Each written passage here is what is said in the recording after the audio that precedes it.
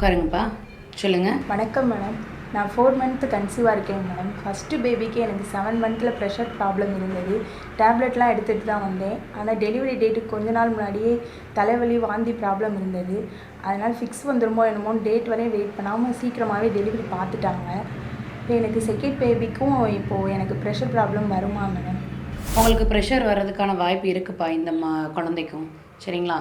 Pressure problem யார் யாருக்கெலாம் வருங்க madam? மாசமாக இருக்கிற 5% பேஷண்ட்ஸ்க்கு வந்து கண்டிப்பாக ப்ரெஷர் வரும். ஆனால் யாருக்கு வரும் அப்படிங்கிறது வந்து நம்மளால் கரெக்டாக சொல்ல முடியாது. சரிங்களா? ஏஜ் ரிலேட்டடாக பிரச்சனைகள் வரும்னு சொல்கிறாங்களே, அது என்னென்ன மாதிரி பிரச்சனைகள்லாம் வருங்க மேம்? யாருக்கு வேணாலும் வரலாம், எப்போ வேணாலும் ப்ரெஷர் வரலாம், எந்த மாதத்தில் வேணாலும் ப்ரெஷர் வரலாம். அதிகமாக யாருக்கு வரும் அப்படின்னு பார்த்தீங்கன்னா, வயசு கம்மியாக இருக்கிறவங்க, அதாவது டீனேஜ் ப்ரெக்னென்சின்னு சொல்லுவாங்க. 20 வயசுக்கு கம்மியாக இருக்கிறவங்களுக்கு வந்து ரத்த சோகை இருக்கும். அந்த ரத்த சோகை இருக்கிறவங்க எல்லாருக்குமே வந்து ப்ரெஷர் வர்றதுக்கான வாய்ப்புகள் அதிகமாக இருக்குது. அடுத்தது வந்து வயது மூத்தவர்களுக்கு, அதாவது எல்டர்லி ப்ரெக்னென்சின்னு சொல்லுவாங்க. அதாவது 30-35 வயசுக்கு மேலே இருக்கிறவங்களுக்கு வந்து ப்ரெஷர் வர்றதுக்கான வாய்ப்புகள் அதிகமாக இருக்குது ப்ரெக்னென்சி டயத்தில். சரிங்களா? கன்சீவ் ஆகிறதுக்கு முன்னாடியே டெஸ்ட்டெல்லாம் எடுக்கணும்னு சொல்கிறாங்களே மேம், யார் யாரெல்லாம் எடுக்கலாம், என்னென்ன டெஸ்ட்டெல்லாம் எடுக்கலாம்? இந்த ப்ரெக்னென்சிக்கு இப்போ உங்களுக்கு ப்ரெஷர் வரும்னு நான் சொன்னதுனால, இப்போ நீங்கள் என்னென்ன பண்ணணும் அப்படின்னா, ஆஸ்பிரின் மாத்திரை கொடுப்போம். சரிங்களா? அதை வந்து நீங்கள் ரெகுலராக கண்டிப்பாக எடுத்தாகணும். அப்புறம் மாதம் ப்ரெஷர் வந்து கண்டிப்பாக செக் பண்ணி ஆகணும். ஒரு சில சிம்டம்ஸ் ஏதாவது தொந்தரவுகள் ஏதாவது இருந்ததுன்னா உடனே டாக்டரை பார்க்கணும். என்ன மாதிரி சிம்டம்ஸ் அப்படின்னு பார்த்தீங்கன்னா, கால் வீக்கம் இருக்கிறது, முகம் வந்து பஃப்டாக இருக்கிறது, வெயிட் வந்து அதிகமாக ஏறுறது, அப்புறம் வந்து யூரின் கம்மியாக போகிறது, தலைவலி, கண் பார்வை மங்கலாக இருக்கிறது, அப்புறம் வாந்தி இருக்கிறது, இந்த மாதிரி ஏதாவது தொந்தரவுகள் இருந்தால் உடனே பக்கத்தில் இருக்கிற டாக்டரை போய் நீங்கள் பார்க்கணும். சரிங்களா? ப்ரீ கன்செப்ஷனல் கவுன்சிலிங்னு சொல்லுவாங்க. சரிங்களா? அதாவது கர்ப்ப காலத்திற்கு முன் வர்ற ஆலோசனைக்கு பேர் ப்ரீ கன்செப்ஷனல் கவுன்சிலிங். இது யார் யார் அட்டன் பண்ணலாம் அப்படின்னு பார்த்தீங்கன்னா, யார் வேணாலும் அட்டன் பண்ணலாம். ப்ரெக்னென்சிக்கு முன்னாடி கப்பலாகவும் அட்டன் பண்ணலாம், தனியாகவும் அட்டன் பண்ணலாம். சரிங்களா? பிரச்சனை இருக்கிறவங்க தான் அட்டன் பண்ணணுங்கிறது கிடையாது. ஒரு சிலருக்கு பிரச்சனை இருக்கிறதே தெரியாது. ஸோ அவங்களுக்கு ஏதாவது பிரச்சனை இருக்கா இல்லையான்னு தெரிஞ்சுக்கிறதுக்காகவே அவங்க வருவாங்க. ஸோ அவங்களுக்கு ப்ரெஷர் பார்க்குறது, சுகர் பார்க்குறது, ஹிஸ்ட்ரி டேக்கிங்கில் நம்ம அவங்களுக்கு இல்லாத தொந்தரவுகள் ஏதாவது இருக்கா இல்லையான்னு நம்ம தெரிஞ்சுக்கலாம்.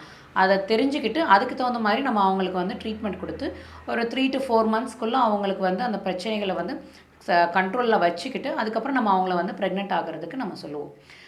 யூஸ்வலாக ப்ரெக்னென்சிக்கு முன்னாடி வந்து எனக்கு இந்த தொந்தரவுகள் இருக்குதுன்னு சொல்லி வர்றவங்க யார் யார் அப்படின்னு பார்த்தீங்கன்னா, ப்ரெஷர் இருக்கிறவங்க, சுகர் இருக்கிறவங்க, வலிப்பு தொந்தரவு இருக்கிறவங்க வந்து கொஞ்சம் அதிகமாக வருவாங்க. சரிங்களா? ஸோ முதல்ல வலிப்பு தொந்தரவு இருக்கிறவங்கள பார்ப்போம். ஒரு சிலருக்கு சின்ன வயசுலேருந்து வலிப்பு வந்திருக்கும், ஒரு சிலருக்கு இப்போ ஒரு 2-3 வருஷமாக கூட வலிப்பு வந்திருக்கலாம். மாத்திரைகள் ரெகுலராக போட்டுட்ருப்பாங்க.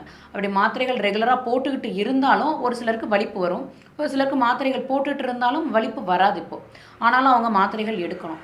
ஸோ இப்போ என்ன பண்ண போகிறோம் ப்ரீ கன்செப்ஷனல் கவுன்சிலிங்லன்னா, அவங்க என்ன மாதிரி மாத்திரைகள் எடுக்கிறாங்க, எத்தனை மாத்திரைகள் எடுக்கிறாங்க அப்படின்னு தெரிஞ்சுக்கிட்டு, அந்த மாத்திரைகள்லாம் ப்ரெக்னென்சி எப்போ சேஃபா அப்படிங்கிறத கண்டுபிடிச்சிட்டு சேஃபான ட்ரக்ஸை மட்டும் அவங்களுக்கு ப்ரிஸ்கிரைப் பண்ணணும்.